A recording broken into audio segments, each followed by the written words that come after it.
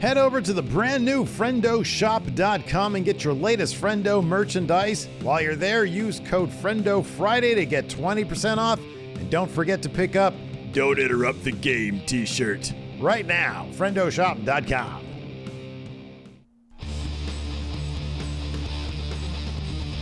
Hey, Friendo, Steve here. Hey, Larson. Welcome back to Going In Raw, the only pro wrestling podcast you need to be listening to right here at youtube.com/Steven Larson.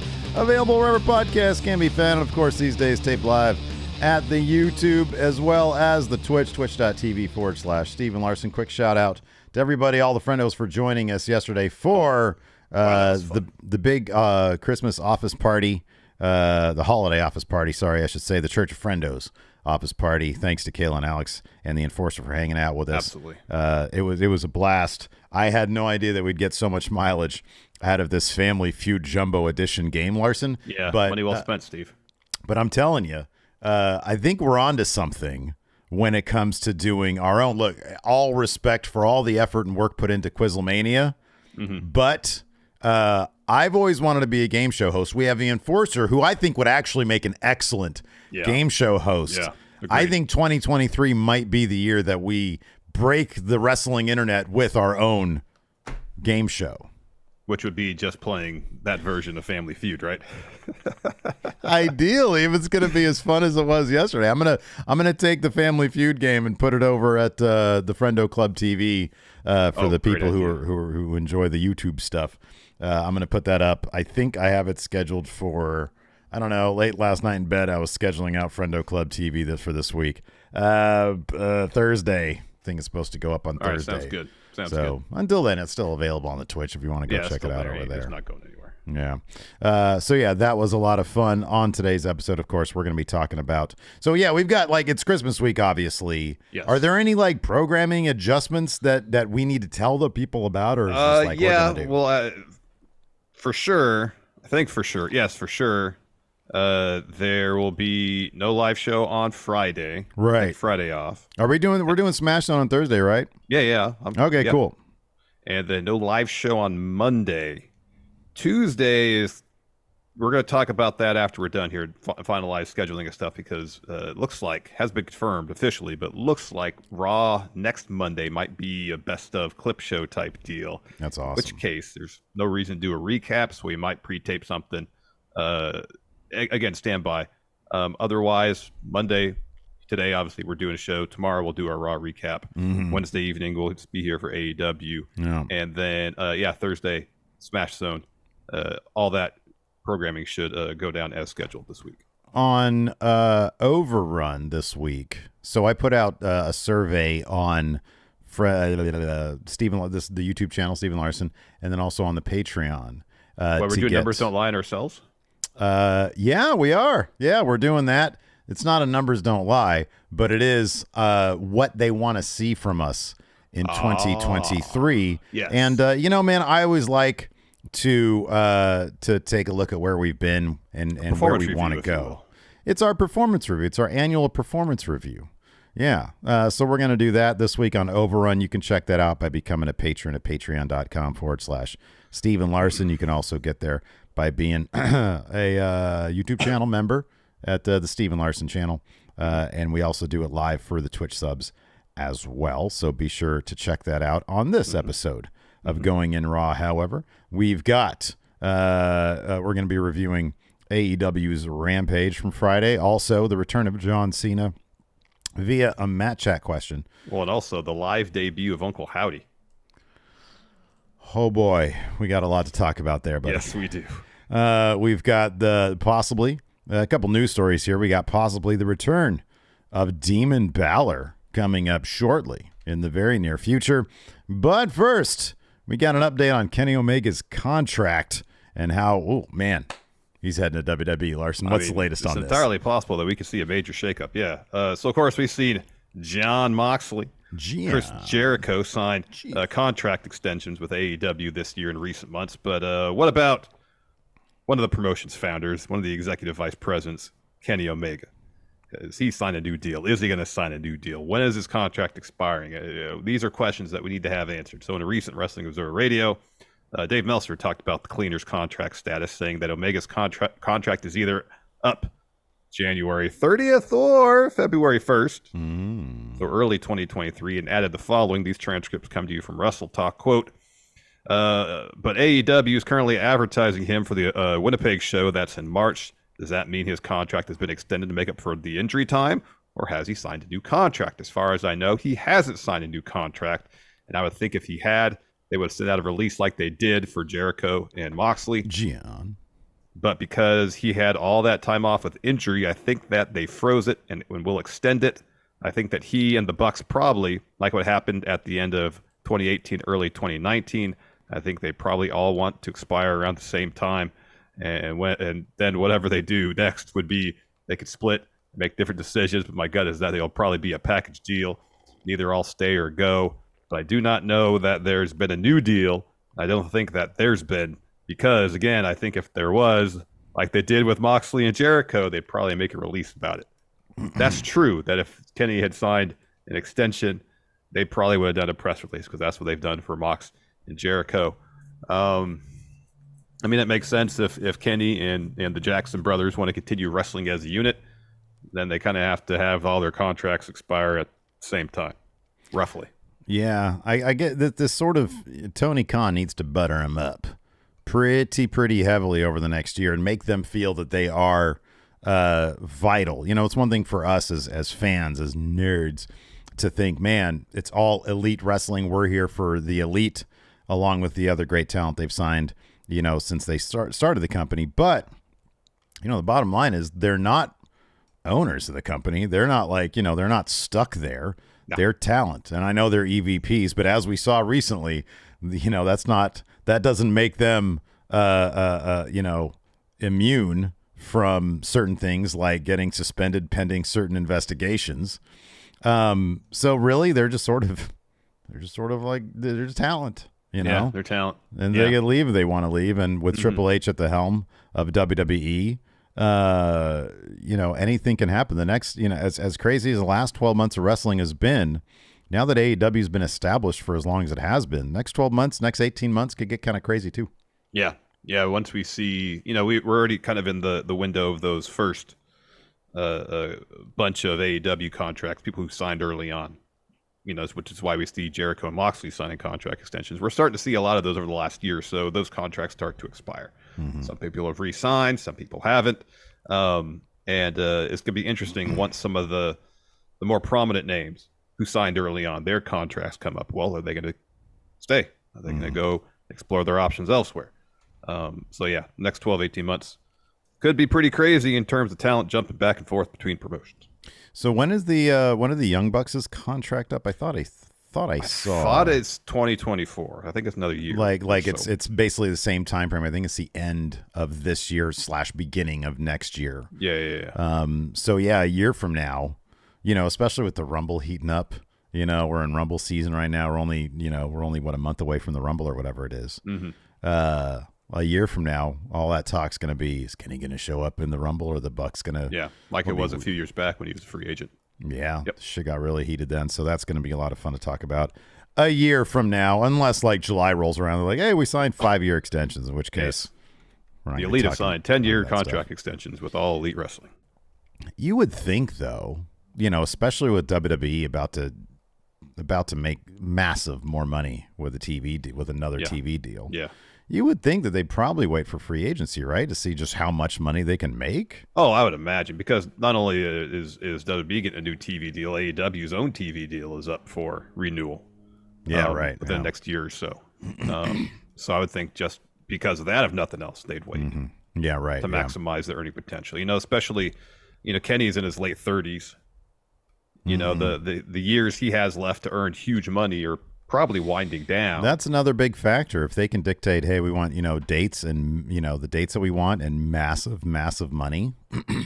Plus, if you have Cody over there being like, hey, look how they treated me, Cody, with the WWE Championship. Hey, Kenny, look. Yeah. You can have this too if Kenny gives a shit. You know, who knows? Maybe he does. Maybe he doesn't. I don't know what Kenny wants. I don't know either. I don't know. We don't know Kenny Omega. We don't know him personally. Yet. We will, though, damn it. Anyways. As Steve says so, sure. 2023. That's my prediction. We're gonna become best friends with the cleaner, dude. Friends with the cleaner, huh? Yeah. Let's talk about this, man. Demon Balor. So we haven't seen Finn Balor's demon persona since the incredibly, well, I was gonna say forgettable, but I think it's more we all want to forget his appearance at Extreme Rules 2021, when, of course, his match during Roman Reigns, the top turnbuckle mysteriously crumbled beneath his feet. And they never talked about that again. Never explained it. Never came. It was never a story. God, it just happened. Damn it. The fact that Vince McMahon let that happen. I don't know if he would have been. That was probably his idea, man. You think it was his idea? Oh, I don't know, but. God, that was terrible. Anyways, the fact that we haven't seen him since then, sort of wondering what's next for Demon Balor. I kind of wish that he would just go away because I really love current Finn Balor. Yeah. But if WrestlingNews.co is to be believed, we could see the return of Demon Balor at 2023's Royal Rumble, reporting that, quote, WrestlingNews.co is told that the Edge versus Balor match will be a gimmick match. And right now, it's looking like a Hell in a Cell match. So they're going to get rid of Hell in a Cell as a gimmick pay-per-view, but just employ the match when the feud calls for it. I guess to a degree I understand. Oh, I like that idea. That's a great idea. In theory, Hell in a Cell should keep Judgment Day from getting involved, though historically speaking, it seems awfully easy to get that door open for the Cell when these matches come around. They need to do something before this to start setting that up to build up the tension and animosity again, because it's been since Extreme Rules since they were in the ring together, October. Yeah, but that was a pretty big deal. It was a huge deal. That was an awesome moment. What they need to do is give us Finn and Rhea against Edge and Beth Phoenix. Yeah, like on an episode of Raw to build to it, and then have Judgment Day win because everybody else in Judgment Day interferes, and Edge says, "Damn it, tired of this interference." Over it. Judgment Day. I don't want interference anymore. Yeah. Challenge you to match at Hell in the Cell because then there'll be no interference. Yeah, right. Yeah. That's what he'll say. You don't think it'd be more like, I want I think it's going to be this. I don't think it's going to be like, oh, I don't want interference. It's going to be, I want this to be the most violent encounter possible. That's why we're going to do it at Hell in a Cell. It could be both. Either way, Edge is winning this. Of course he's winning this. They fucking murdered his wife in front of him. That was horrifying. That moment was horrifying. It was really well done. It was amazing. It was great. Yeah, no, it was really cool. I don't know. Maybe they could do something dramatic. So here's the thing about, this is actually a really good point. Malak here in our Twitch chat says Balor's demon makeup with a purple theme would be pretty cool. It could look pretty cool. It could be cool. I'm just kind of over the demon thing. Because it didn't really change. Maybe he's a little more intense, but like his moveset's the exact same, more or less. I know. I know. It was strictly a physical transformation and not so much transformation in terms of how he approached the match itself.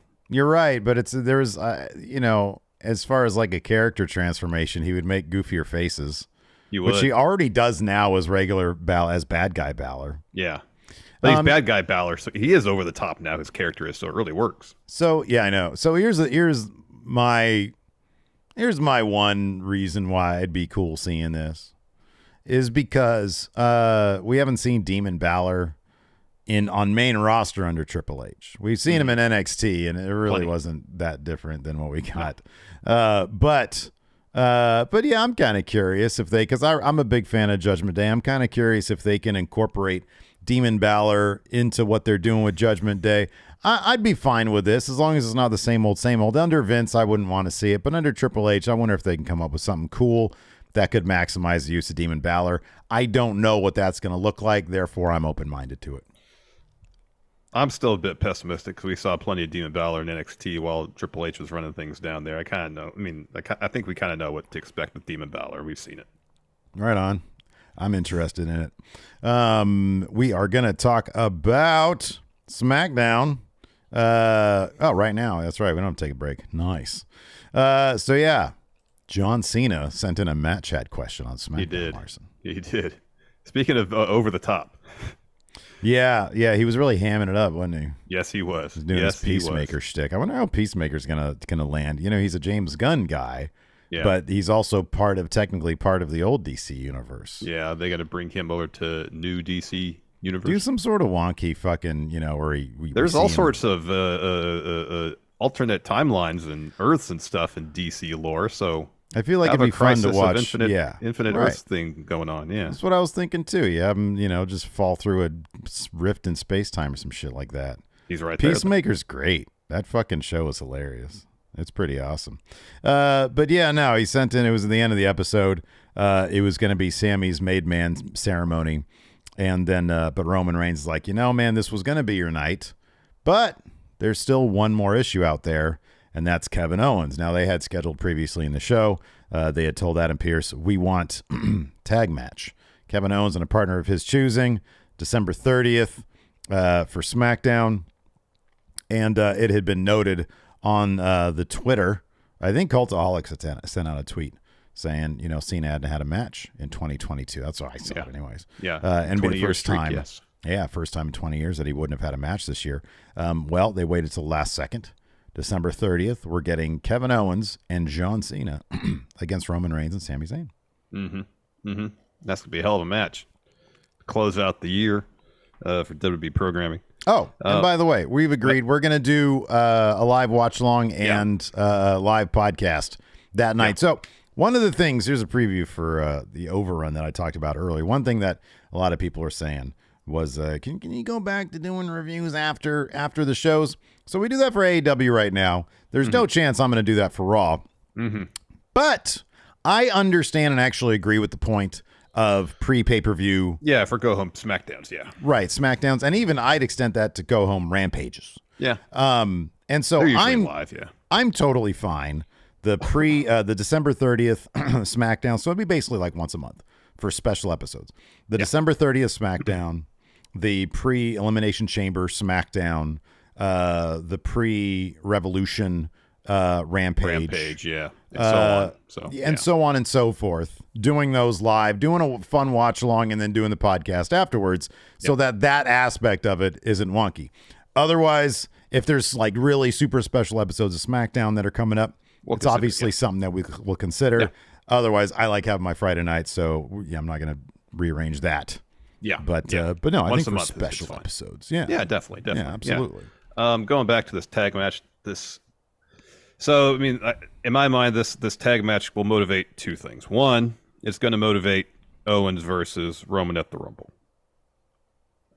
Whether that means Cena and Owens get the win here by pinning Sammy, obviously Roman ain't getting pinned. No. Or just for whatever overbooking they do to get Roman and Sammy the win is going to lead to Kevin Owens saying, Roman, we got to finish this once and for all. And Roman's like, cool, let's finish this because then Sammy could finish our Kevin Owens problem or help me finish the Kevin Owens problem. Yeah. Secondly, this could really set the table or really start the arc of Sammy getting booted from Bloodline. Something tells me it's not going to really be. He'll hesitate. Well, it'll be one of two things. Again, either he'd be the one to take the loss. Roman is not happy about it. And essentially, he delivers Sammy an ultimatum. We're dealing with Kevin Owens at the Rumble. And if not, problems are going to happen. Or there's be a moment where even if the Bloodline wins, Sammy's going to hesitate to do something to KO. Roman's going to notice it. He's going to pick up the win for his team, but still notice that Sammy wasn't totally invested in getting the Bloodline the win. But I think ultimately, Sammy probably won't get kicked out of Bloodline until after the Rumble.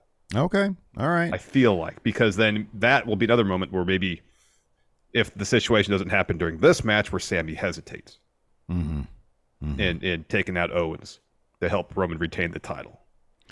I'm gonna.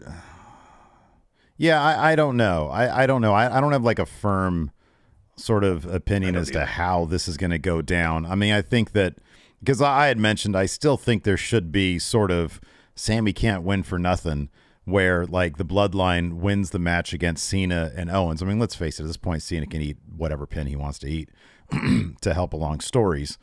And this is one hell of a story. So yeah, but obviously it has to motivate Roman versus Owens. And I don't know if that means maybe they'll suggest a stipulation that if Owens and Cena wins this match, Owens gets that match at the Rumble. If if the turn happens, because the bloodline wins, but Sammy still, like you say, hesitates. I think that might be the thing. If there's something extra violent, because we saw Sammy, he didn't really have a problem sacrificing Kevin Owens, but if there's something egregious, like something that's off the charts violent that's about to happen to him, we'll see his true colors come out. We saw him slip on SmackDown this week when he said Kevin Owens is still my friend, and they had to backtrack that, which I thought was a great moment.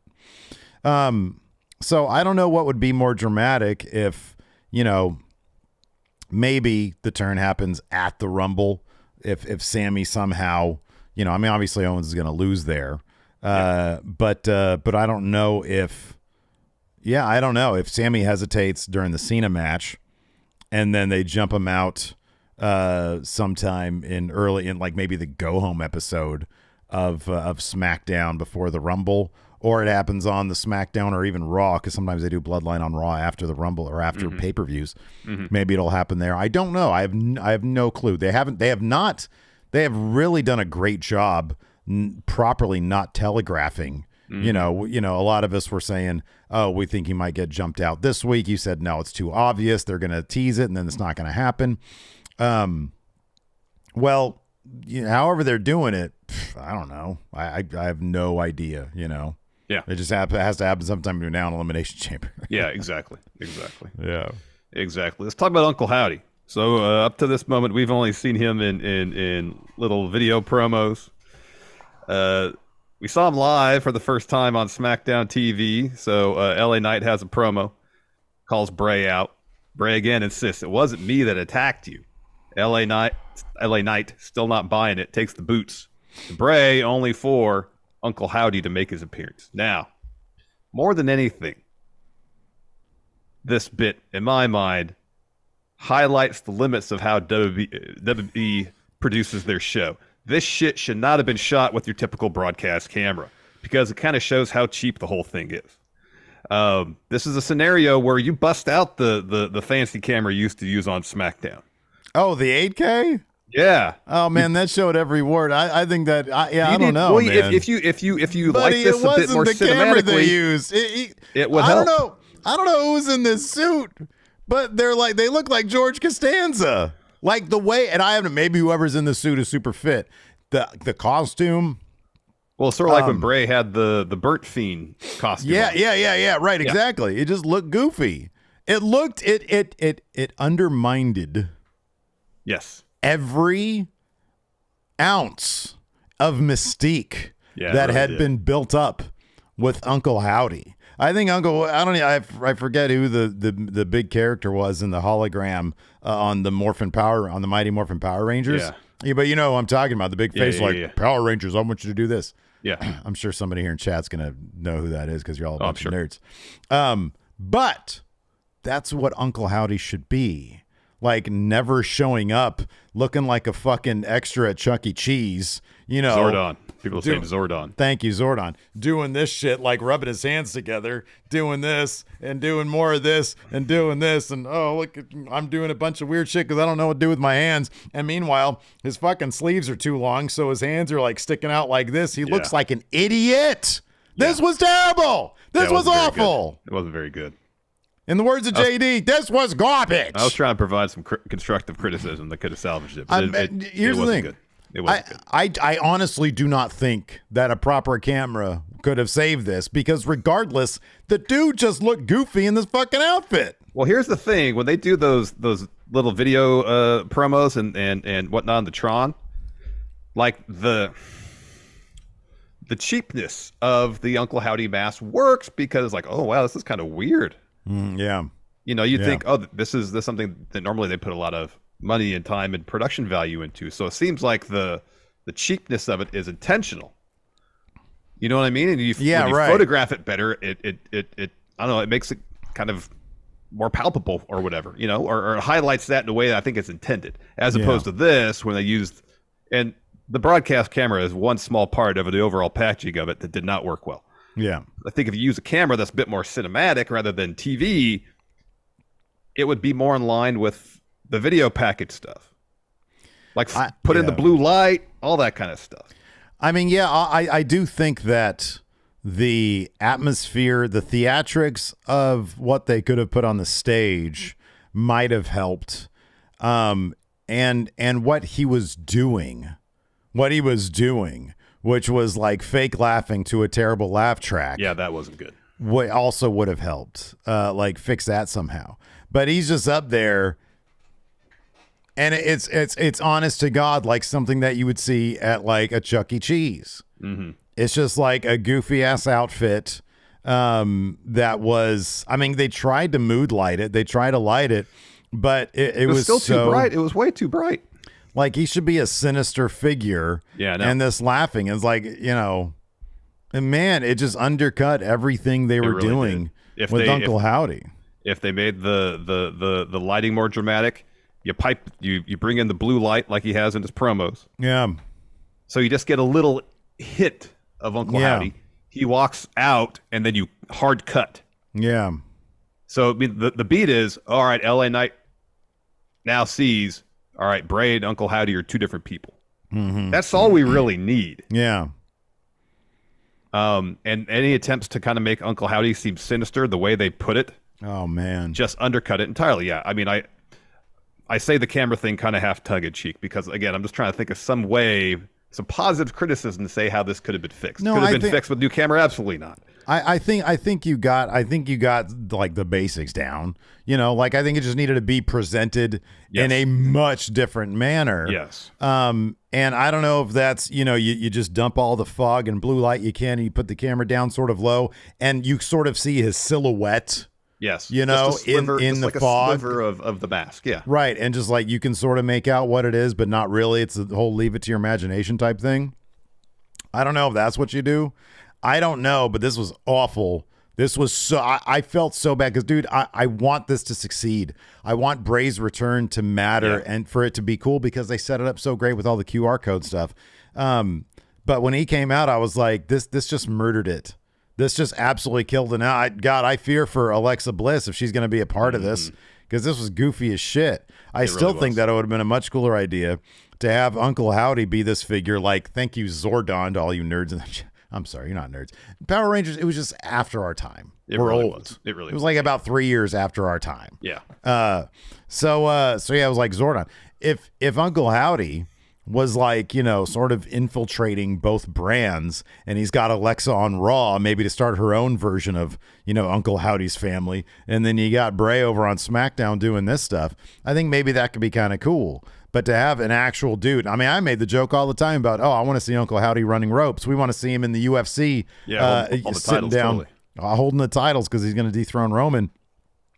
They have taken that literally. They have taken our joke and made it, man, and they've manifested it. Mm-hmm. Like they've actually done it. Mm-hmm. And this is how stupid it looks. This is what we were joking about. This is why it's funny. This is why we wanted to see it to a degree. Right. This is why we wanted to see it. But unfortunately, I'm also a fan of just like good drama and intrigue and mystique. And they have absolutely killed it. Leave that to our jokes. Yes. Let us just joke about that. Our fan booking and our jokes. Yes. Right. Exactly. Yeah. Otherwise, yeah. I mean, I will say this. I do appreciate that they're trying to distance themselves from the idea that Bray is responsible for all the characters in his universe. Like we saw with him in the Fiend. Mm-hmm. It's something different, at least. And maybe now if they have Bray, as he said, this is the real me now. This is he hasn't said this is Wyndham, but that's essentially what the point of this is. Mm-hmm, yeah. And he's not going to flip a switch and turn to Uncle Howdy, Mm-hmm. Yeah. Uncle Howdy is seemingly a separate person. Yeah, right. There's something different, but yeah, in terms of the production aspect of this reveal, no, it didn't work. Yeah. It is kind of funny because at least LA Knight didn't just start laughing at it. I kind of wish that he would. I wish that LA Knight would be sort of the proxy for people who understand this is the stupidest, most ridiculous thing now, and it's completely killed the angle. Because I don't want to, like, this dude, now I absolutely want to see him running ropes just so I can laugh at it, so I could be entertained by it. Yes. This was embarrassing, and I feel bad. I felt bad for Bray because he's trying his best to get in there, but how does anybody think that this is good? Yeah, no. How would anybody think that this dude standing out there, this George Costanza looking dude in a giant, fucking blue mask, or whatever this is, sitting here doing, wringing his hands, holding his right. tummy and laughing. I know. Yeah. Yeah. So I don't know. This was not how I had hoped this was going to go. It was cheesy as hell. I do need to put him in the banner up here. You do. Maybe I'll ask Paul about it later on. Yeah, you can. Yeah, there you go. That's right. He's going to call on the end of the show to we got a Raw preview SmackDown. That being said, right now, as much as I'd like it to stay this way, we have 69 likes on the YouTube live. Nice. Let's try to get that up to 200. Let's try to get those likes up to 200. Yes, please. All you got to do is hit that like button. If you're in Twitch chat, hey, head over to that YouTube and then hit the like. Smash the like button. You can come back to over here if that's what you want to do. Right. One more thing here before we get to the breakdown of SmackDown. We had a really good it was the main event. Actually kicked off the second hour. Intercontinental title match between Gunther and Ricochet. Gave good stuff. Time. You see the clips from Gunther versus AJ Styles on the house show circuit? No, I heard it happened. I didn't see the clips of it. Oh, man, that's going to be a hell of a feud. That's a dude who I wouldn't mind seeing take that Intercontinental Championship. I know they're on different brands, but they could figure that out. AJ Styles. Well, that would require someone beating Gunther, and I don't think that's really something I'd like to see anytime soon. Good point. Oh, yeah, but no, the match, Gunther versus Ricochet. Good stuff. Great right? Stuff. Great stuff. They had a couple of video packages early in the show to hype them up, and they were both really good. Oh man, the Gunther one was fucking awesome. It was really, speaking about atmosphere, production value, shot cinematically. Even the Ricochet one, I'm sure he was just sitting there with an iPhone, shooting that promo somewhere on the Vegas Strip. But I thought he had a point to get across. He got it across effectively, and he felt comfortable. I know. I thought this was really good. He's a lot more comfortable in front of the mic these days. Dude, he is comfortable outside the realm of sports entertainment. Whenever they're he's just sort of spilling out his guts and they film it, in sort of a, docu style. Yeah. He comes off as very genuine. I think he's just sort of, I think he's just talking real, and he's just a normal guy. And that comes across as genuine. It's just when you have him stand in front of an unmotivated camera and is forced to say stuff to motivate, which is kind of an essential part of sports entertainment. You have to get that stuff right. But no, I think they've done a decent job with Ricochet. I thought this was a killer match, and I thought everybody looked better because of it. Everybody comes out of it better. I don't know what's next for Ricochet. But hopefully he'll continue to have a high profile spot. Yeah. Yeah. Thank you, Organ Grinder. Thank you, Organ Grinder. I don't know either. The crowd was invested in all those near falls when he was getting close to winning the title. So yeah, right. Yeah. If the point of this, if it wasn't necessarily put the IC title on Ricochet, if they have the audience invest in Ricochet more, the mission accomplished. Well, that's one thing that Triple H has been pretty good at. I feel like they did that also with Santos Escobar with his final run against Ricochet in the World Cup thing. They both looked like $1 million, and Santos, now the audience got to see him, and what he could do. So it gets them a little bit more invested in Legado. Definitely. Yeah. So SmackDown kicked off with Sami and Jay and Jimmy Uso arriving at the arena. Sami's got his hair up, his beard's a little trimmed up. He's got a sports coat on over his honorary Uso shirt. Did you see that they have new Bloodline shirts that has everybody, including Sami, on it? I did. That's awesome. That's great. You gonna buy one? I don't know. It was like $29. Probably not. Probably. Yeah, I don't know. First match of the night saw Liv Morgan and Tegan Nox challenging Damage Control for the women's tag titles early on. Liv gets mad, so she gets the kendo stick, and she's trying to hit Dakota Kai with it. And Tegan's like, hold on, stop that. If you do that, you can't win these titles. So stop. Yeah. It allows Damage Control to take advantage for a little bit, but eventually Liv and Tegan get the upper hand. The finish saw Liv take out Dakota with a sunset flip powerbomb on the floor. And then Io hits Liv with a drop kick. Tegan then hits Io when she gets back in the ring with a cannonball, and she's looking for the Shining Wizard. Instead, Io hits a palm strike. Tegan rolls to the floor. Io's looking for a moonsault. Instead, Tegan trips her up. And so the ref's checking on Io, and then Bailey pulls Tegan out of the ring as she's trying to slide back in and tries to throw her in the barricade. Knox reverses, throws Bailey into the barricade, but then someone with a hoodie on kicks Tegan Knox. And then EO puts Tegan back in the ring, hits the moonsault to get the win. Then later on, rather than have the mystery persist, they said it was Xia Li. Yeah, there was like they're trying to send people to digital for this kind of stuff, but yeah, and everybody was like, I was like, oh, who is this person? And is it maybe Chelsea Green? Is it Naomi's return? Who is it? And then yeah, they just did a thing where it was unmasked and it was Xia Li, which begs the question, why didn't she use some cool lightning bolts?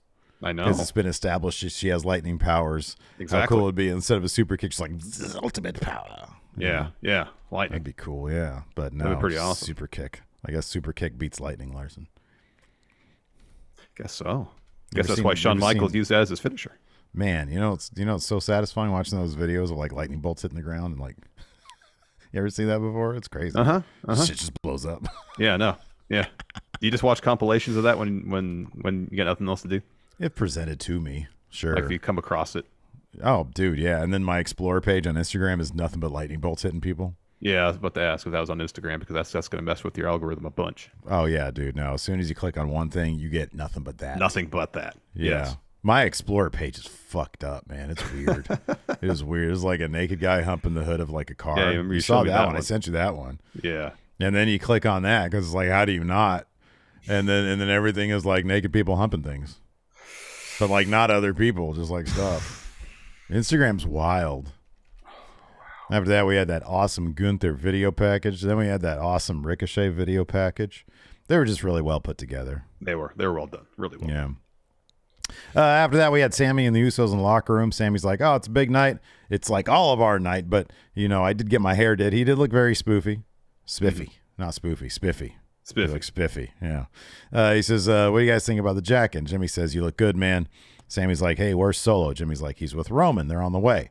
Sammy's like, oh, I'm so nervous. Let me get some water and decompress. He leaves. And then Jay and Jimmy are left. And he's like, hey, man, tonight. And Jay's into this, man. He's into this. Yeah, he's super into this. He's like, Roman's going to take away the honorary and make Sammy a full-blown oos. I can feel it. Jimmy's like, yeah, man, you got him all dressed up, but you don't think I don't think Roman's going to make him tonight. He's like, did you even talk to him? And Jay's like, nah, man, you know what? It's going to be good. It's going to be good. Jimmy says, honestly, we're setting Sammy up for a big disappointment. And Jay's like, don't worry about it. Tonight's going to be a good night.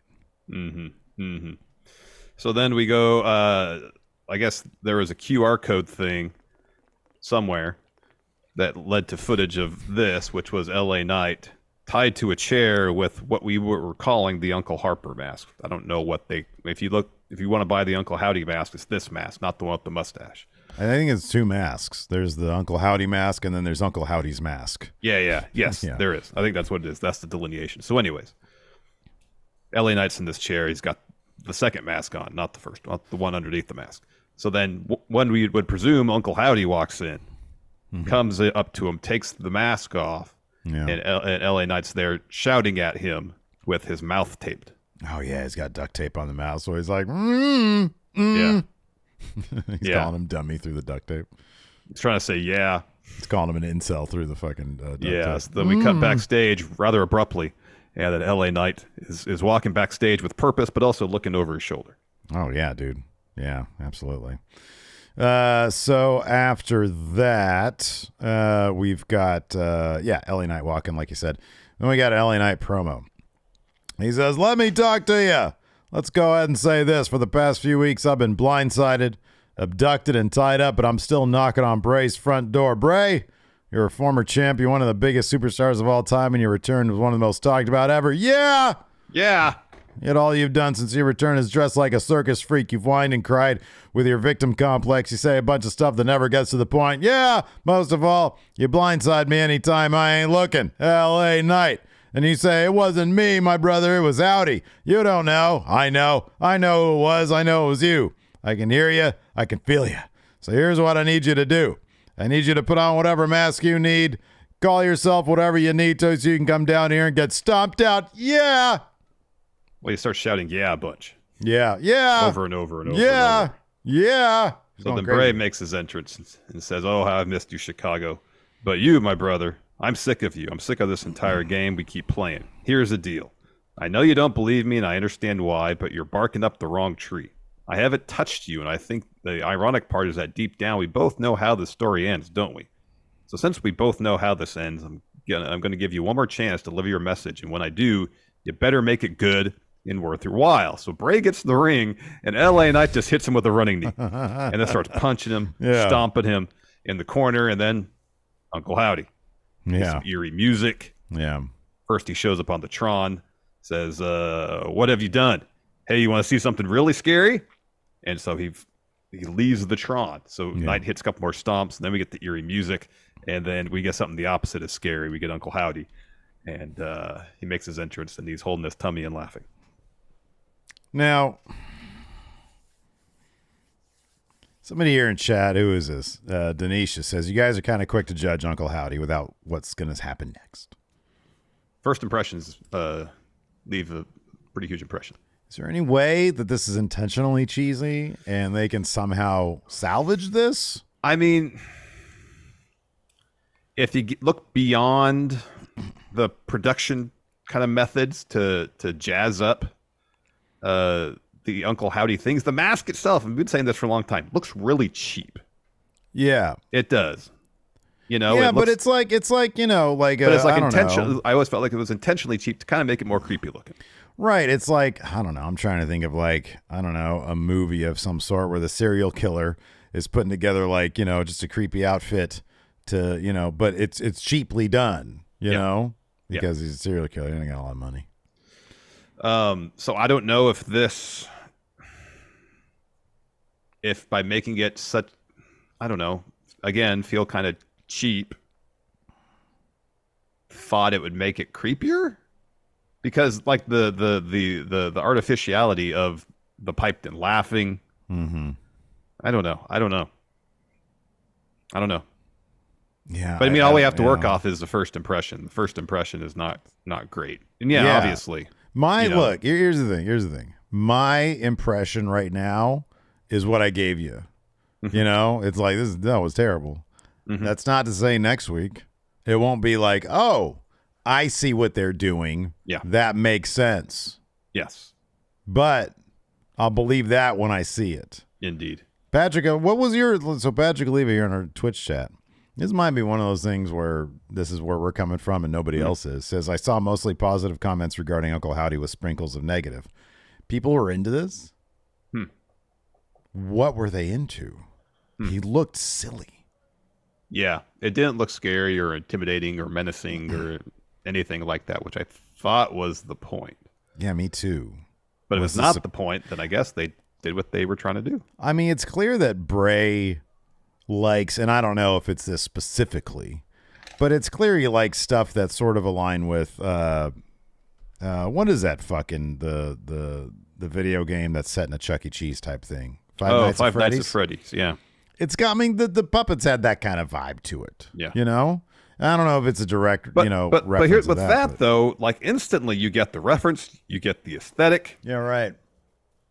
Like that was something I was like, oh, I know exactly what he's going for here. Yeah.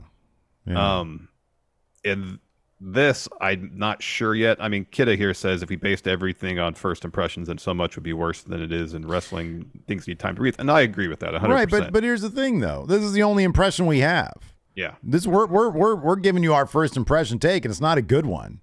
You know, if next week, you know, that's the thing. Yeah, there's been cases in the past where first impressions were crap.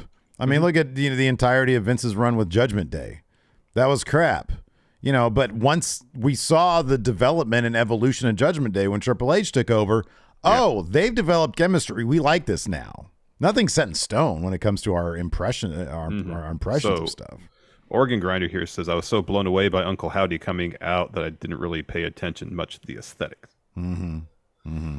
I mean, again, it's one of those things like we saw last week with LA Knight and Uncle Howdy in the locker room. Yeah. Sometimes they just let stuff linger too much.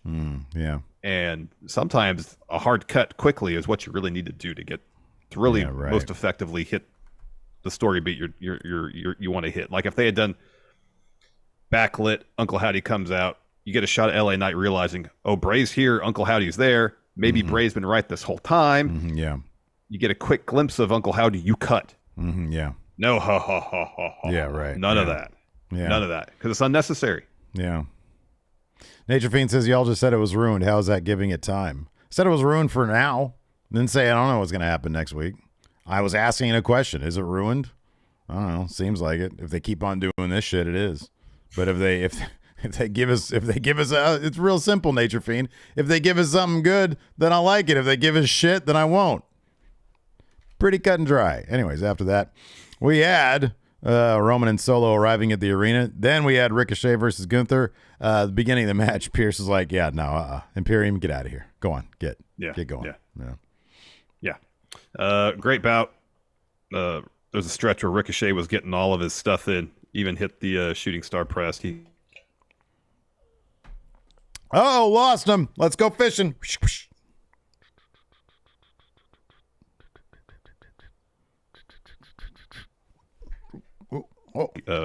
Gunther kicked out. They did. Am I there? Am I here? What? Am I there? You're back. You're good. You're good. I'm back. All right. I was going to say that Ricochet got a lot of his stuff in. He even hit a shooting star press, and Gunther kicked out of that. They had Ricochet kick out of a powerbomb and a huge clothesline. Two moves that Gunther is used to finish matches. But in the end, Gunther hits his new finish. It's like an Emerald Flosion to get the win. Yeah. And afterwards, he tells Vinci and Kaiser, come back down here because they came out to celebrate the win. Hold up Ricochet. He's about to blast Ricochet with the Intercontinental title. Braun comes to the ring to make the save, and Braun. Yeah, so we're setting that up for. You think they're going to have a match? Probably going to have a match. You think they're going to have a match at the Rumble? They're going to save that for like a SmackDown match. They might save that for SmackDown. Mm-hmm. That could be fun. That could be a lot of fun because Gunther's sort of making his way up, I guess, to like Brock type opponents.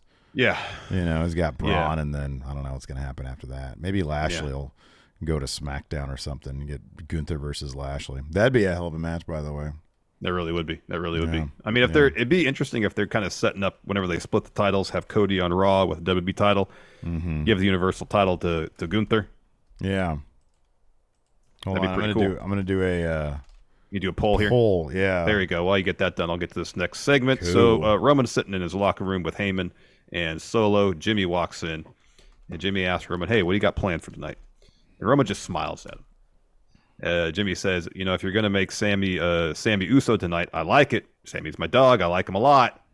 But I love my family. I love the bloodline. I love this you. Dude's I love trying us. To play it both ways, man. He's trying to play it both sides. And if it doesn't, if you don't want to make him just because of his past with Kevin Owens, and then Roman kind of gives him a look. And then Jimmy just says, all right, hey, Uso, I'll see you out there. And so he leaves. Yeah. So Roman tells Heyman to call Adam Pearce. We go to commercial. We come back. Pearce walks into the locker room. Roman tells him to sit.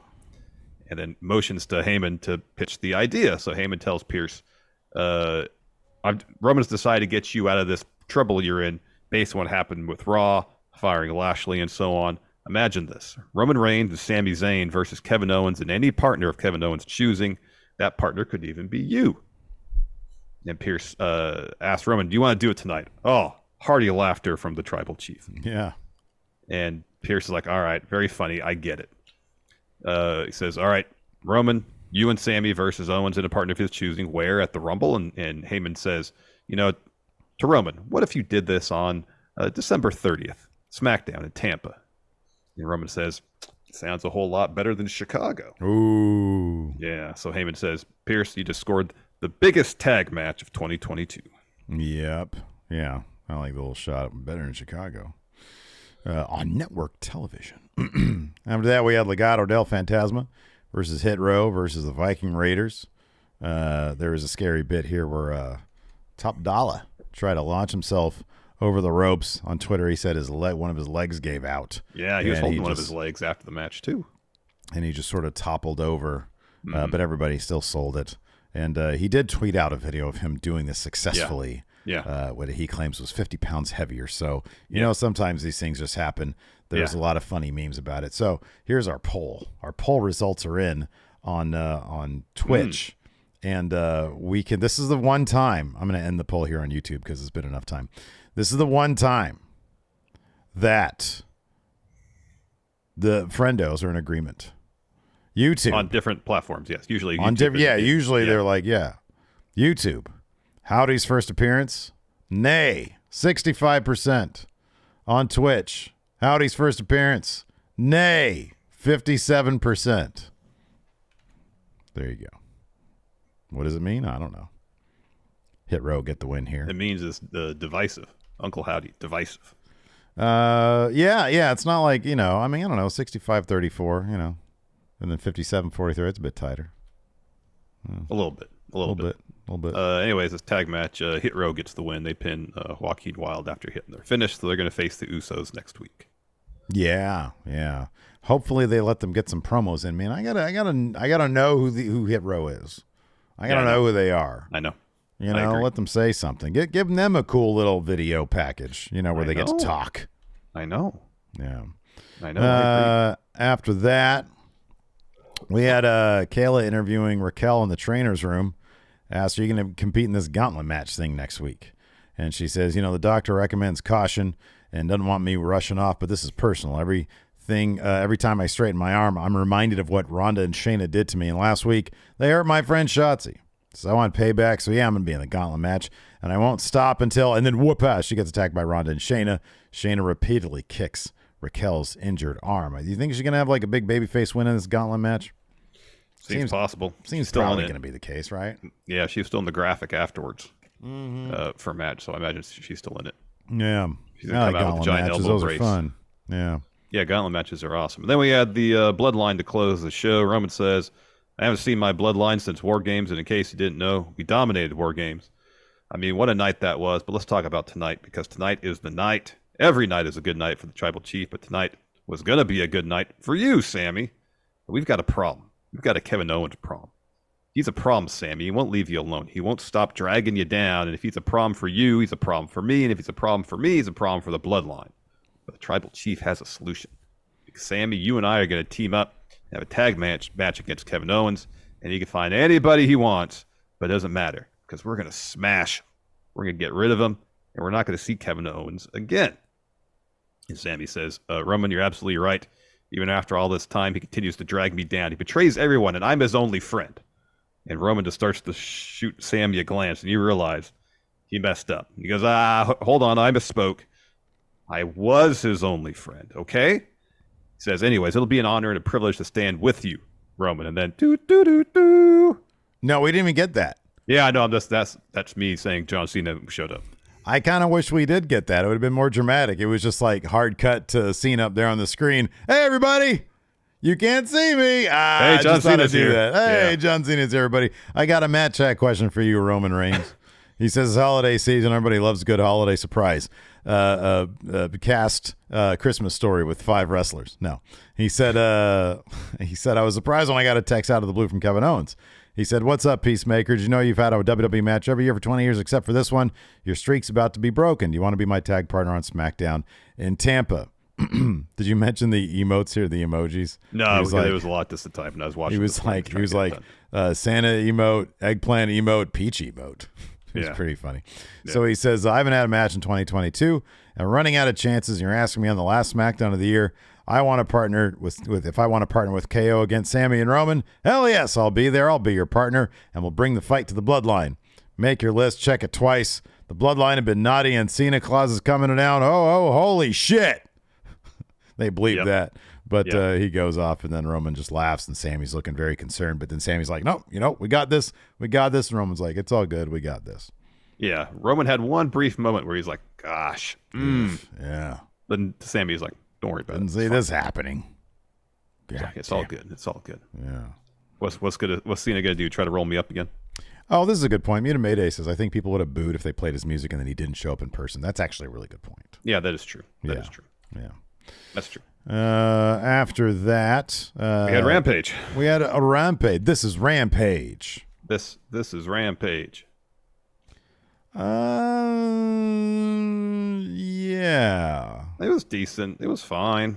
Not huge. Not a whole lot of story beats, I guess. Yeah, this is sort of an inconsequential Rampage. This is one that really, He had a really bloody opening bout between Jon Moxley and Sammy Guevara. Yeah, not Mox shocking bleeding at from all the ear. That Mox would be bleeding in a match. That's got to be part of his new contract, right? Yeah. I'm going to bleed in every match. John, we don't have to put this in the contract. Yeah, we do. Just do it. Yeah. Sometimes, Cool Bro says you guys didn't mention. I mentioned that at the top of the show. Sammy called Kevin Owens. He's like, yeah, I'm his only friend. Yeah. I mentioned that when I did the rundown of the thing. Oh, okay. Well, you did mention that. Cool, bro.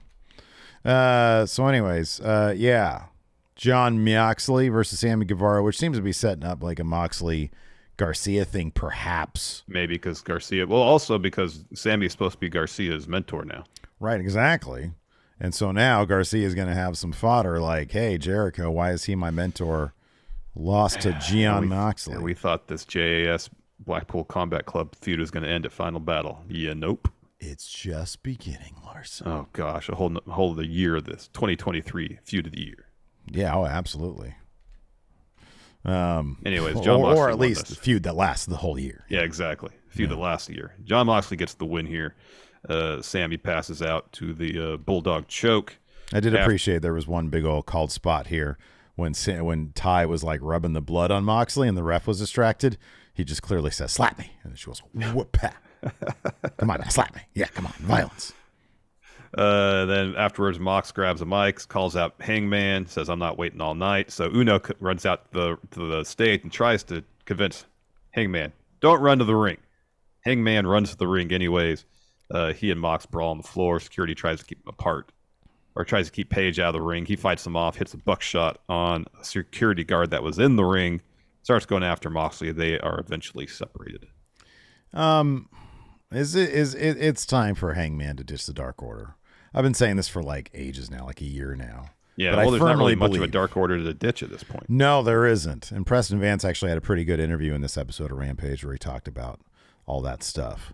But Hangman, he just comes off as, it's like what's like a lame faction in the Attitude Era? Because I'm going to make a Stone Cold analogy. Like if he was in the Job Squad, Right to Censor. Right, no, that's good. It was like the Job Squad. If Stone Cold's best friends were the Job Squad, Hangman, he's got that loner thing.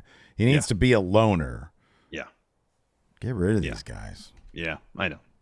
I like the Hangman Mox stuff though. I really want whatever match they end up having. Hangman's got to win that. Yeah, right? No, he's got to win that. I know he does. They gave him the concussion thing. He's got to get he's got to beat Mox. Yeah, no, he needs this one. He needs it. Needs it. Then we had a Saraya promo. She says she's going to be watching the Jamie Hayter Hikaru Shida match closely because she is still coming after the title, and she talks about Britt offering her tickets to Dynamite on January 11th.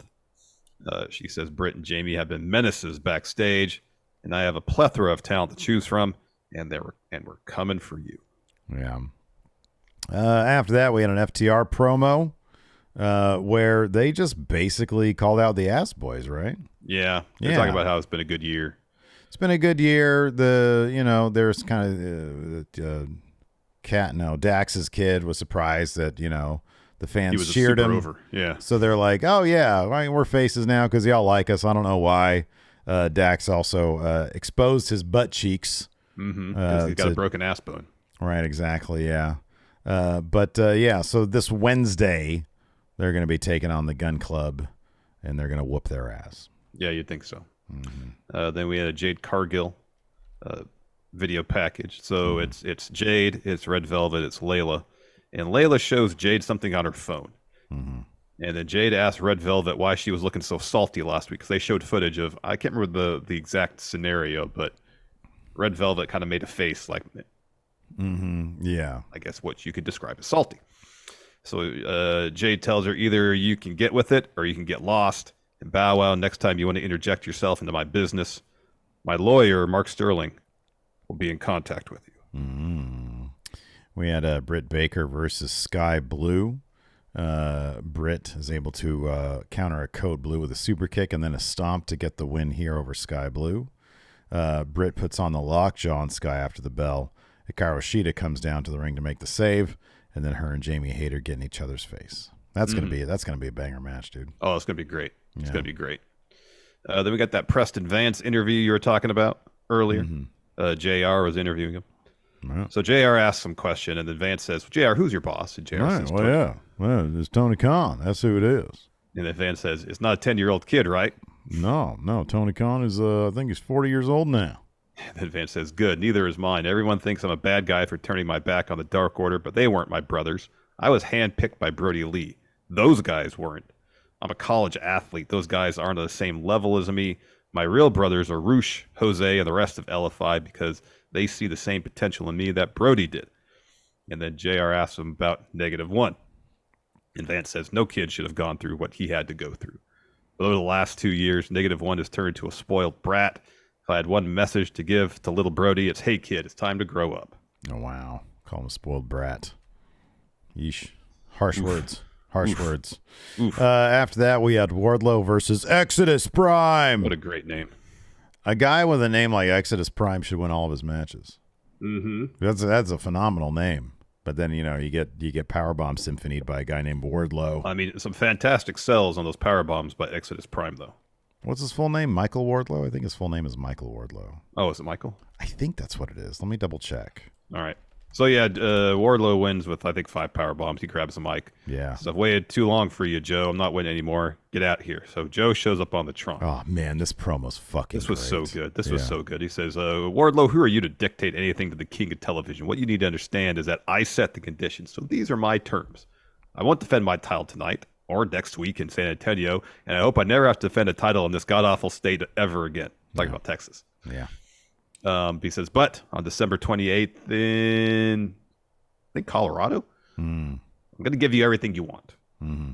This is a bridge version, but the promo's great. Go watch it. No, it's fantastic because he was, at the end, he signs off with that's the royal proclamation from the king of television. Oh, Joe's so good. Or the king has spoken or something like that. It's really so good. Yeah. Now imagine when he's in a feud with somebody who can actually cut a really good promo. Woo! That's gonna be good stuff. It's gonna be some fantastic. Yes, Michael get Wardlow. Samoa Right. Joe versus Mox or something. That'd be amazing. Let's get Joe versus Hangman. Yeah, that'd be good stuff. Anyways, after that we had the pre-main event interview. The best friends, Kip, Trent, Butcher, and Blade, and I wish that I think is Danhausen doing his dark Danhausen thing again because he didn't. I like when he was hanging out with Mark Henry in his box. Yeah, that was hilarious. Yeah, I don't think he is. I think he was with the best friends this time. Yeah, I know, but he wasn't looking at the camera. He was looking back behind them. So I don't know what that means. I don't know either. So Trent Seven takes the first question. Says we're all lucky that there are direct flights from Mustache Mountain all the way to Dallas. As far as last week goes, I got interrupted by Kip.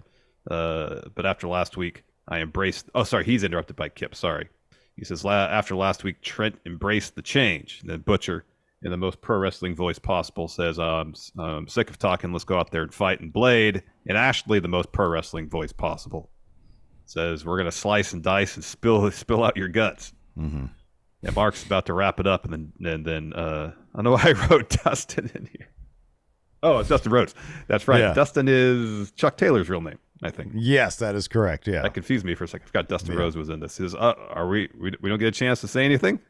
And then Chuck, because Butcher said, reference 1-800-SEE-YA in his promo, and Chuck's like, doesn't even have a real number, enough numbers to be a real phone number. It's not a real phone number. And Trent says, yeah, most of them are letters. And this is the lamest thing possible. And Dustin Rhodes like, okay, we're done. Yeah, it was pretty funny. Yeah. And then we had that match. Yeah. Boy, Trent Seven picked the wrong team to align himself with, dude. Yeah. You got that right. Just lose your team. So let's see here. So Dustin came in towards the finish, hits Kip with an atomic drop, a destroyer, sets up Kip for a dick kick. The ref pulls him back. Orange comes in the ring, hits some soft kicks on Kip. The ref pulls him back because Orange is about to do the dick kick, and that allows Dustin to then hit Kip with a dick kick. Orange hits Seven with an orange punch. Dustin follows the Bulldog to get the win for Team Best Friends. Yep. They get another win here on Rampage. They're holding it down in this main event spot here. Yep. I guess that's their spot on Rampage until I'm guessing Orange drops that. He's about to have a new record for an undefeated streak or something like that. A men's singles undefeated streak. Wow. Something like that. Anyways, I got a thread here on the Patreon full of questions for SmackDown and Rampage and whatnot. Yellow Flash says, book Cena's retirement run and match. I don't know that he's going to have a retirement run, though. Yeah, I don't know either. He's going to come back literally once a year. Maybe twice. Like, he'll do Mania if he can. Yeah. But at a certain point, look, let me ask you this instead. What year is that streak going to be broken? It'll be broken before 2030. Okay. All right. Because he's in his early 40s? Okay. So about around the time he's 50. Wow. Okay. I think he's going to do Mania this year because it's in LA. Yeah, I'm sure he will. I think it's possible that 2025 is when it's broken. Because you get to 20 years, that's special. He's going to do Mania in 2023, so we'll get to 21 years. But who cares about 22 years at that point? Well, then after 20, you're like, oh, could I do 25? And then you get to 25, can I do 30? You think he thinks that? Or he's just like, yeah, 20's good enough. I'm in Hollywood now. Yeah, I don't know. He's 45, so. He looks 25. Yeah. Looks amazing. Yeah, he does. You know the one thing that bugs me, though? The way the new shirts are, they're like super soft and cut really close to the arms, but they're wide around the neck. They just look so much different than the old ones that he used to wear. Mm-hmm. I don't know. They look good. Stone Cold shirt was the same way at Mania. Yeah. It's just, it looks different and weird. Yeah, the cut's different. Yeah. Yeah, I don't like it. Let's see here. Nick Kyle says, do you see both Cardona and Chelsea Green heading back to WWE? Chelsea, 100%. Cardona says he wants to go back before he retires, so I would not be surprised if he goes back. I would love to see them both. I'd love to see that. I really would. Mm-hmm. Shavon, with WWE announces story beats through social media, Lashley being rehired. That one was a head scratcher. Yeah. Xia Li being the mystery attacker. Does that take away from the drama and intrigue to certain storylines? Yes. I wonder if partially they saw the success of the Bray stuff in advance, the White Rabbit stuff in advance of his return, and thought, oh, we should do more social media stuff to get engagement and, kind of have multiple avenues by which we could tell these stories, just not TV. But if they were just going to reveal Xia Li as the person who kicked Tegan Nox, why even have her in the hoodie, Mm-hmm. If this is going to happen in the same show. And it's not like they drove people to social media throughout the show to get that reveal. They just kind of announced it off the cuff during the show. Yeah, I agree with your answer. Yeah, kind of kills some drama, kind of kills some storyline stuff. You want to do that stuff on TV. But they might have, dude, it wouldn't surprise me if they have some sort of whatever market data that says, hey, we want to really drive social media stuff. So let's come up with different ways throughout the show. Entirely possible. That we can do that. And it might not be, as long as they keep it to relatively minor story beats. But I feel like Adam Pearce rehiring Lashley is kind of a big story beat. Yeah, that should happen on TV. I mean, it's not something that you're going to, if you don't pay attention to any social media stuff, you'll still find out on Monday. Like, they'll run that on Monday. I mean, what they should do is, as Adam Pearce says, all right, go to do a social media video and say, on Raw, I'm going to have an announcement about Bobby Lashley or something. Yeah. Like that. And that way you're like, oh, okay, now I have reason to watch Raw. Maybe they don't think that. Well, I wonder if the idea is they want some meat in social media as opposed to just teasing. That could be. I don't know. I don't know either. That seems odd to me, but, Yeah. I don't have their metrics. Blake here asks, why do you think everyone is saying Cody will beat Roman for the titles when there have been zero reports saying that he's even being considered? Because it seems kind of obvious. I don't need a report to tell me that. Yeah. It just makes sense. It just makes sense. I mean, his whole reason for coming there is to win titles. Yeah. At this point, he's a huge name. They're going to have one of AEW's top guys to hold their top titles. Going to stick it to AEW. I mean, a lot of what we go off is just our own speculation. Yeah. Alex Foster says, what gimmick would you blatantly copy and give to Von Wagner? He says Joe Hendry's gimmick. Oh, wow. Joe Hendry does that so fucking well, though. I know. Joe Hendry's got so much charisma. Yeah. Nature Fiend claims he's seen plenty of reports saying has been considered. And I think I have, too. Yeah, I think so, too. I just don't know. I can't place it, offhand. Yeah, I can't, source it, saying, Yeah. Know where Von Wagner might be pretty good if he was in the design. If it was Diener, it was Alan Angels, it was Khan, and it was Von Wagner. Yeah, that's good. That'd be a good spot for him. Big Von and Big Khan. Yeah. Yeah, that's actually not a terrible idea. That's a pretty good idea. I like that. Yeah, that's good. Luis Reyes says, historically, who has had some of the worst merch out there? AJ Styles. It's weird that Seth Rollins really hasn't had very many, if any, good shirts. Oh, that's a good point. Yeah. Who's got the worst out there now? I don't know.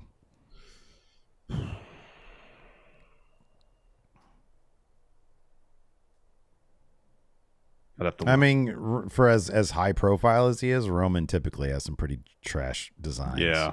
Needle mover. God mode. That shirt is awful. It's horrible. Awful. Yeah. Kayfabe Smayfabe says, book Cameron Grimes' main roster call-up. Kayfabe says, I'd go with him being the one to finance The Miz for the ladder match tonight. The Miz loses, leading to a Grimes-Miz feud, allowing Dexter and Gargano to move on to something else. Done. There we go. It. That's I got it nothing right better. there. That's what I would do. How about this? Just to throw something out there for Kayfabe. By the way, prayers to Kayfabe. Yes. Yes. I would do this. You take Cameron Grimes's catchphrase and you make it literal. You can do some just make him comment on Elon, All right. Gotcha. Because he's a SpaceX guy. Yeah. And he's like, I'm starting my own space program with my crypto money. Even though we all know it's money. like Stonks my stonks money. Yeah. And it's like, yeah, I'm going to take a ship to the moon. For reals, though. Literal, yeah. Literally. He's going to try to do a jetpack to the moon. It's like, you can't do that. I mean, it's space. There's no oxygen up there. It's a vacuum. Cameron. Right, exactly. Yeah. You're not going to be able to do that. And it's very cold, too. It's super cold. Patrick Kennedy asks, what are some of your favorite Christmas comedies? We know Steve's. Bad Santa, unrated. Unrated, but Badder Santa, unrated, yeah. Oh, God damn it. That's a funny movie. I mean, I like Christmas Story. I've seen it way too much, but that's a classic movie. Yeah, sure. Absolutely. You going to watch the sequel? Or the latest sequel? Apparently, they've done sequels to it in the past. Yeah, I thought they did like a TV movie. Maybe. I haven't seen that one. Maybe I'll check it out. I don't know. Yeah. Probably lacks the charm of the original. Yeah, I would think so. Yeah. I would think so. That could be. All right, man. I've been putting off this paperwork too long. Triple H is here. He doesn't want to talk to me. He wants to talk to you. All right. Well, I mean, even if I did nothing, even if I did sat here and do nothing. No, I think I could convince him that's fine. You can convince him what? That even if you just sit there and don't do anything. No, I'm saying even if I didn't have paperwork to do, which I do, he wouldn't want to see me. No, I'm saying is I can convince. I'll try to convince him that that's fine. You can just sit there silently doing your paperwork as long as you're on camera. Oh, okay. I don't think he's going to want to see my face. What does he call me again? Fat Mark Wahlberg? No, John Cena. Oh, Fat John Cena. That's the thing. Yeah. I think they both apply. Yeah. Anyways, all right. He's ready to go. He's antsy. Right. He's in chat. He's like, what's going on? What's going on? All right. I'm ready. Let's get him in here. Hello, this is Paul Levesque, the game Triple H. How's it going, everybody? Hi, Paul. It's Monday. Don't interrupt. I was still in my intro. It's Monday. You got a case of the Monday, Steve? I'm all right. I'm okay. How about yourself? I'm on cloud nine because I'll tell you why. The Uncle Howdy segment on SmackDown was such a smashing success. Exceeded all expectations. How creepy was it when this guy came out? He looked like George Costanza in like a little costume, and he was like holding his belly, laughing and stuff. I was freaked out. I'm freaked out by like what do you call it? Like stout guys? They're really weird to me. They're like more round than they are tall. It's weird. All right. Yeah. It's funny you mentioned George Costanza. What'd you guys think of the Uncle Howdy reveal? Break it down for me. You know what I mean? Dun dun dun. Yeah, suck it. Uncle Howdy is the new license to print money. So I think we're still interested in the Uncle Howdy. I find it funny that you're not saying it was amazing. Well, I mean, immediately off the bat, for it's Steve really and I, weird. obviously, you've listened to the show. Our goal is that Uncle Howdy UFC fight both titles. Right? We're on that road, so you guys think this is amazing, great. So this it's a small quibble. Whoa! Tread very carefully here. I know. I feel like we saw too much Uncle Howdy. I think we need to be left wanting when we get a glimpse. So you're saying you want to see even more Uncle Howdy. You're saying pantsless, full hog, maybe bricked up. I'm not sure the networks are going to be, Fox. I know it sounds vaguely like the word fucks, but it's not. It's Fox. You can't show bricked up penises there. That's not appropriate. I wonder what color his dork is. What color do you think his dork is? It's probably blue, right? Because that's what his face is. You'd figure it's be the same color. I don't know. I don't know. Blue hog. Disgusting. Yeah, but maybe, I guess SmackDown, blue. It's the blue it's show. All blue there. Blue brand. Blue so, hog. yes, it's fitting. Yeah, it's fitting. Blue dork there. So that'd be the thing. I just feel like we just need to see. We love Uncle Howdy here going in Raw. Just need to see less. Just hints. Yeah, right. Just little glimpses. Right. I think that would be awesome. Little cake, a little cake like his butt cheeks. That's what the kids call butt cheeks. I didn't say anything about pantsless. You're saying pantsless. No blue just hog. To get this true. No buttocks. Nothing. Right. All right. In fact, I'm saying less. Yes, right. EW here says less is more in Twitch chat. Less is more. Right. Blue dork. Mystique. That's what you Keep want to the see. mystique. The mystique of his dork. Okay. You want to see it all. Got it. The urethra, the little hole, everything. All right, let's talk about Raw. We got a Raw tonight. We do, yes. First up, oh man, this is going to be Battle of the Century right here. I've been working on this Raw for a month now. Becky Lynch, the man, set to battle Bayley. Big loss coming up for Bayley. Actually, we're probably going to walk this finish, I'll be honest with you. This is a big pay-per-view level match. You can't just have like a normal finish here. Pull apart brawl is how this is going to end. Yep. Sounds right. Next up, Dexter Lumis and The Miz battle in a winner-takes-all ladder match. I'm going to give you one hint for this match. To the moon. Oh, we're getting some Cameron Grimes. That's exciting. Yeah, and I think we're going to use all this Twitter madness right now. Elon with all the, who's going to be the new CEO, voice of the people bullshit that he's doing, right? So Cameron Grimes is going to be like, he's going to have his own version of like SpaceX. He's going to be like an Elon character here. That's what's going to happen here. Interesting. Yeah, that's right. All right. That's right. All right. Good What else stuff. we got? And then the Street Profits are going to take a loss to the Judgment Day's Priest and Finn Balor. So are we going to get Demon Balor at the Rumble? Is that what I'm hearing? Ooh, you're looking for big scoops here. Bold question there. Demon Balor, but with like some purple instead of the red. And then you got like the Hell in a Cell with Edge, and he's going to be like sort of Brood Edge again. But then you got Beth Phoenix. She was murdered. Who murdered Beth Phoenix? Big storyline going on. And we're going to be Hell in a Cell. It's going to be a huge match. Big match. Biggest match of all time. Bah. All right. Sounds good. Yeah. So we're on the same page. So let me just get this right. You want to see Uncle Howdy's organs. Like what he would show on Fan Time is what you want to see. I mean, here's the thing. A whiff as of butthole. As you mentioned, Fox is not going to allow that stuff. So it's kind of a moot point. It's not really a conversation. No, you know what? I'm the game. They'll be like, hey, listen, Blue Dork, huge ratings. Blue Dork, huge ratings. It's great. All right. And then we'll sell Uncle Howdy Blue Dork NFTs. I think that's a great idea. Use AI art. The game is out. Finishing up this paperwork here. How did it go? How did the call go? It went fine. Yeah. He asked what we thought of the Uncle Howdy thing, and I, as diplomatically as possible, gave him our 2 cents. Oh, what did he say about your honest thoughts? Well, he thought Uncle Howdy's live debut with rousing success, very creepy, very scary. Arousing success? Rousing, not arousing. Did he say that we should put Uncle Howdy's dick on camera? Yeah, it's funny you mentioned that. He did say that. Wow.